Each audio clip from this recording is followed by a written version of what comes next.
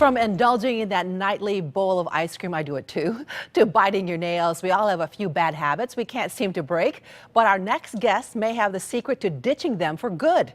Joining me now is personal development author and motivational speaker, Cloris Kylie. Welcome back, Cloris. It's great to have you. Well, so happy to be here, Jocelyn. All right, so where do these bad habits come from? Well, bad habits are just behaviors that we repeat over and over and over, just like your beliefs, right? They are thoughts that you say to yourself over and over and over. So the fact is that behaviors come from beliefs, right?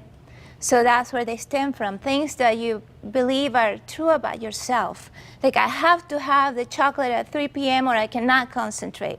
So the things that you believe are true. Is that a product of your environment, people who, perhaps your parents? But it's a part of your subconscious mind programming. It's something that, again, you believe that you need to do or you need to have to be at peace. So when you're stressed out, what do? You chew on your nails, you bite your nails because you have to, you cannot control it. But the reality is that you can. So you're basically saying you don't pick up those bad habits from other people? Well, you tend to mimic what other people do, but then you believe that you cannot control it, and that's where the key is. You continue on with these bad habits. Right. Okay, so there's a process here to break these bad habits, and the first one you say is recognize that a behavior is limiting. What do you mean by that? Well, what I mean is sometimes people say stuff that we have to stop doing. For example, your spouse tells you gotta stop chewing on your nails because it's annoying. Or your mom tells you, don't eat that chocolate bar at 3 p.m. because you're gonna get fat. And then you say, okay, I'll do it, I'll stop. So it works for what, a couple of days, maybe a week? Right, and you get back and then you go back into it. So you have to realize, okay, this is something that is not serving me, something that I need to change, and that's when the change can start to happen. Yeah, the change has to come from within. Just because somebody tells you to change your behavior doesn't mean it's going to happen. Exactly. Even if you have the best intentions, if you don't see how that behavior has to end, you will go back to it. Well, okay, so that person, you have to convince yourself, and that's only if you really want to break the habit then, isn't that right? Exactly. You have to see the benefit of you changing the habit. Oh, that's a tough one, though, to get somebody to think that way. All right, so you have to identify the trigger is the second thing you said. Yeah, the second step is for you to be aware, to assume the position of an observer and figure out when you feel like doing the habit. So, for example, if you're stressed out and then you have a deadline, and that's when you start biting your nails. Or at 3 p.m., I gotta go to the vending machine and buy that chocolate bar.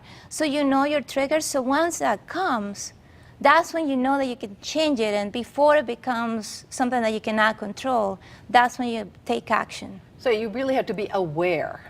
You have to be aware of your actions. It has to be something that comes, again, from within and that you keep in mind throughout the day, so you catch those triggers, and next time they happen, you can change it. Okay, so the next step is to modify the behavior. To modify the behavior. So when 3 o'clock comes, you say, okay, I'm gonna go for a walk, 5-minute walk instead of eating that chocolate, or I'm just gonna choose something healthier. And when I'm nervous, I'm gonna have a stress ball handy so I can do that instead of biting my nails. Okay, but the person who you still have to really want to change that bad habit. What if you just don't think it's a bad habit and somebody else says it is?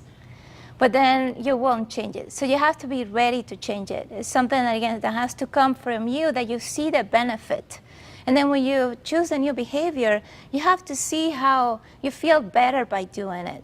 So it's not like you're gonna do something, okay, I'm gonna do 10 jumping jacks when I feel like eating the chocolate bar, because you will hate it, and then you'll go back to your chocolate bar. So what do you say to somebody who's probably sitting right there saying, they're very skeptical about changing their habits, being able to do it? Well, you know what happens? I say to people, break it down into small pieces and think short term. If you say, I'm never gonna drink wine again for the rest of my life. Can't say never. Yeah, so that seems impossible. I'm never gonna have candy again. No, just say today at 3 p.m., I'm not gonna have the chocolate, I'm just gonna go for a walk. And it seems much more doable. And I bet you that tomorrow, you will feel like doing it again because you feel good about yourself. Okay, so what do you do if you do go back to those old habits and you really tried to break those habits, but you regress? It happens to all of us.